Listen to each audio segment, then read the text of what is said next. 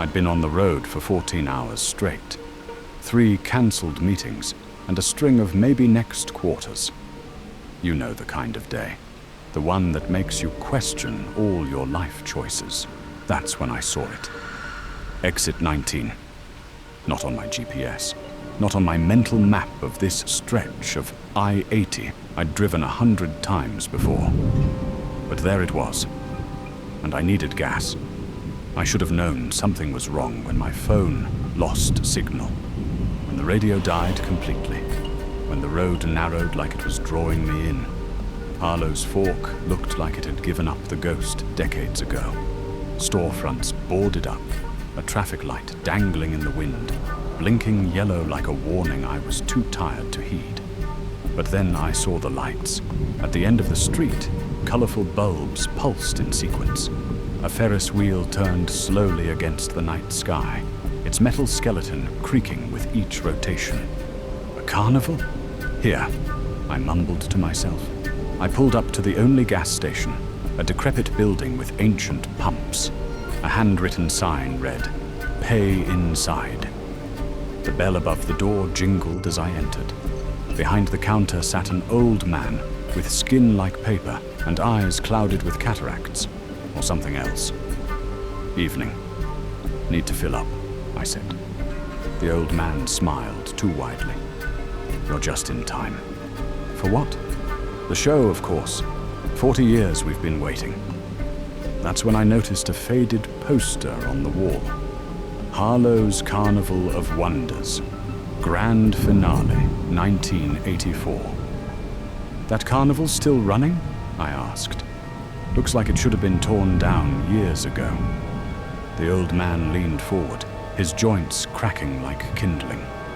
"Oh, it should have. It would have. But it needs something first." His eyes gleamed unnaturally in the fluorescent light. "It needs its final act." I backed toward the door. "I'll find another station." The old man chuckled, a sound like gravel in a garbage disposal.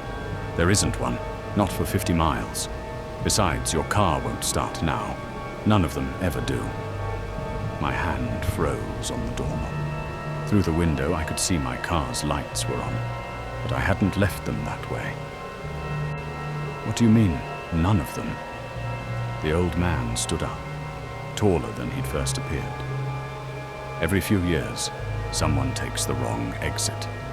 Fate, coincidence, divine intervention, doesn't matter what you call it. The carnival needs new blood, new acts." I bolted outside, straight to my car. The key turned, but the engine only clicked. Dead. Down the street, the carnival music grew louder. The Ferris wheel spun faster. And now there were people, or things that looked like people, walking between the carnival tents. Their movements were wrong, jerky, like marionettes. I could have sworn some of them looked my way and waved. The old man appeared beside me, moving impossibly fast. "They're waiting for you, Mark."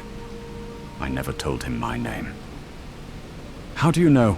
"We know all our performers. Come now. The show's been waiting 40 years. They've been very patient." He gripped my arm. His fingers were cold and strong as steel cables. "What happens at the final act?" I managed to ask. The old man's smile stretched even wider, revealing teeth too numerous, too sharp. "Why, the carnival moves on. But something has to stay behind. Something always stays behind." As he pulled me toward the pulsing lights, I saw faces in the carnival crowd I recognized from missing person reports over the years. They smiled at me, but their eyes were screaming. The carnival needed its final act. And now I know, I've always known, it was going to be me.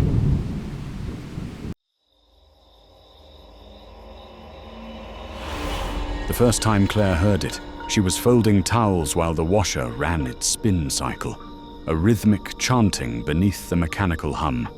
"Boatman, boatman, boatman." She froze, washcloth clutched in her trembling hands.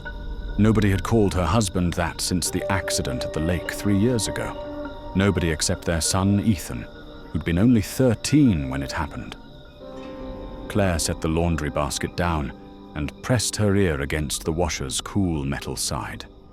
Nothing now, just the normal sounds of water and the drum spinning. Getting jumpy in your old age, she muttered to herself. Single motherhood did that to you. Made you hear things. Made you imagine dangers lurking around every corner. That night, Claire dreamed of water. Dark water rising through the basement floor, flooding the foundation of their little ranch house. In the dream, something pale and bloated floated just beneath the surface, fingers reaching upward. She woke, gasping, sheets damp with sweat. The next morning, 16-year-old Ethan slouched at the breakfast table, dark circles under his eyes. "Bad night?" Claire asked, sliding a plate of eggs in front of him. "Weird dreams," he mumbled, not meeting her eyes. "About Dad." Claire's stomach tightened. "What kind of dreams?" Ethan pushed his eggs around his plate. "He was calling me. From underwater." The washer broke down on Tuesday. Water all over the basement floor, the machine making a terrible grinding noise before shutting off completely. The repairman found nothing wrong. "Machines do funny things sometimes," he said, scratching his head. "Call me if it happens again." That night, Claire woke to the sound of the basement door opening. The hinges needed oil and always squeaked. She found Ethan standing in the dark at the top of the basement stairs. "Honey, what are you doing?" His eyes were open but vacant. "He's calling me." Claire flipped on the light. "Who's calling you?" "Dad." Ethan pointed down the stairs. "From the machine." Claire guided him back to bed. Sleepwalking. The doctor had warned it might happen after the trauma, but as she closed Ethan's bedroom door, she heard it again. Distant, but clear. "Boatman, boatman, boatman, coming from the basement." The next day, while Ethan was at school, Claire went down to the basement with a flashlight. The concrete floor was still damp from the washer's leak. She examined the machine, running her fingers along its seams and connections. Something caught her eye behind the washer. Claire squeezed into the gap between the machine and the wall. There, trapped in the drain, was her husband's wedding ring, the one they never recovered from the lake. Claire's blood turned to ice. She'd watched him remove it that day, slipping it into his pocket before taking Ethan out on the boat. "Don't want to lose it in the water," he'd said with a wink, but he'd lost so much more. That evening, the washer started by itself. Claire was helping Ethan with homework when they heard it, the distinctive sound of the drum beginning its cycle. "Did you put a load in?" Claire asked. Ethan shook his head, eyes wide. They descended the basement stairs together. The washer was running at full speed, but empty. Water sloshed inside, higher than normal, nearly reaching the door. And written in the condensation on the glass was a single word: truth. "Mom!" Ethan's voice quavered. "What's happening?" The machine began to rock violently. Water leaked from beneath it, spreading across the floor. Not clear water, but dark and murky. Like lake water. "Boatman. Boatman. Boatman." The chant was unmistakable now. Not coming from the machine, but from the water itself. "We need to leave." Claire grabbed Ethan's arm, but he pulled away. "No!" His voice was suddenly firm. "I need to know." "Know what?" Ethan turned to her, tears streaming down his face. What really happened to Dad?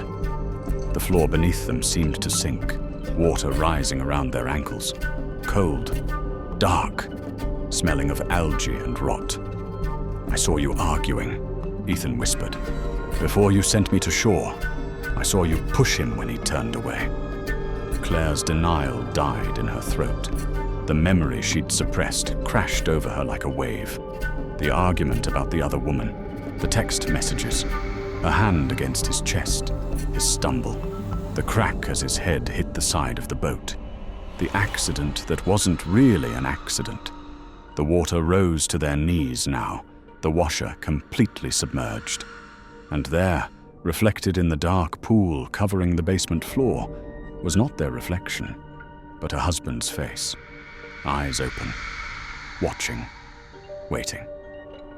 "He wants me to join him," Ethan said.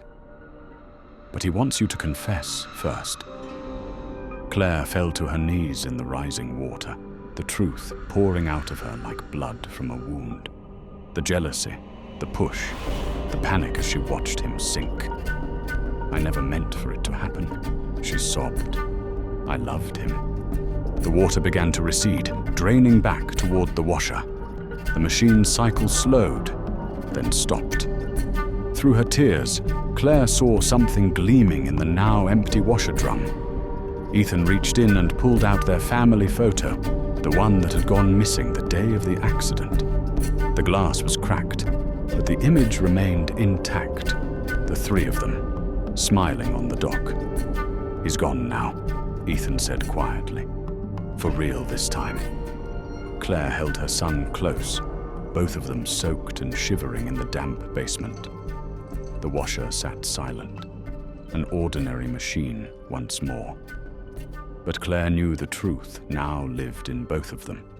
A dark secret no longer whispered from beyond, but spoken aloud in the world of the living. Sometimes the dead don't need vengeance. Sometimes they just need to be heard.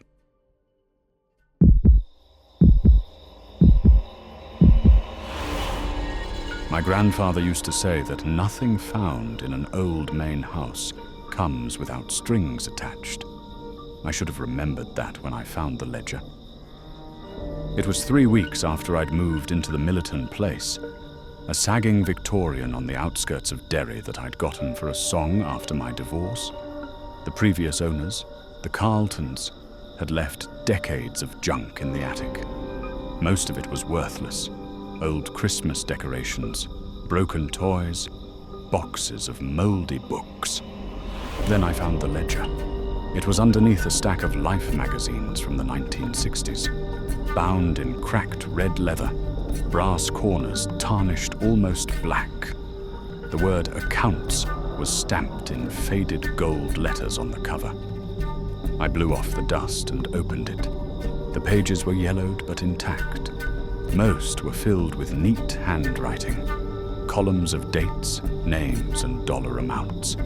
The last entry was dated September 12th, 1928, the day of the Derry Mill fire that killed 17 people.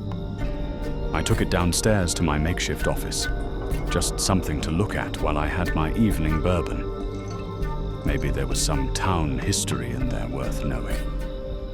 That night, I fell asleep at my desk. I dreamed of a tall, gaunt man in an old-fashioned suit. He carried a leather satchel and wore a wide-brimmed hat that shadowed his face. In the dream, he walked the streets of Derry, stopping at houses, knocking softly. People answered. They looked afraid. "Payment is due," the man would say, his voice like papers rustling together.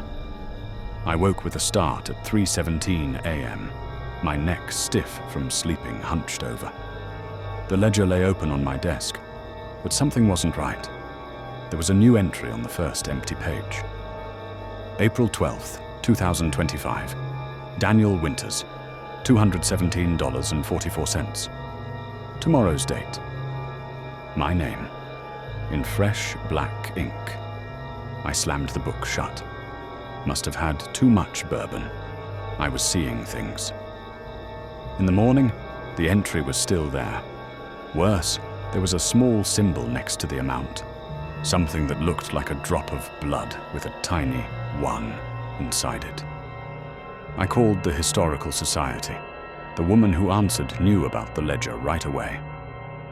"The Ragman's book," she said, her voice dropping. "Where did you find it?" I told her about the attic, the papers. She was quiet for so long, I thought the call had dropped. "Bring it here," she finally said. "Don't write in it. Don't read it." And whatever you do, don't pay what it says you owe." Before I could ask what she meant, a stabbing pain shot through my finger. I'd given myself a paper cut on the edge of a bill I was holding. A single drop of blood fell onto my desk calendar. The pain subsided as quickly as it had come. I told the woman I'd bring the ledger over that afternoon and hung up. When I looked back at the desk, the drop of blood was gone. That night, I dreamed of the Ragman again. This time, he was at my door. I could feel him there, waiting, though I couldn't see his face beneath the hat brim. I woke at exactly 3:17 a.m., my heart hammering. The ledger was open again, though I'd shut it and put it in a drawer before bed. The entry now read, April 12th, 2025.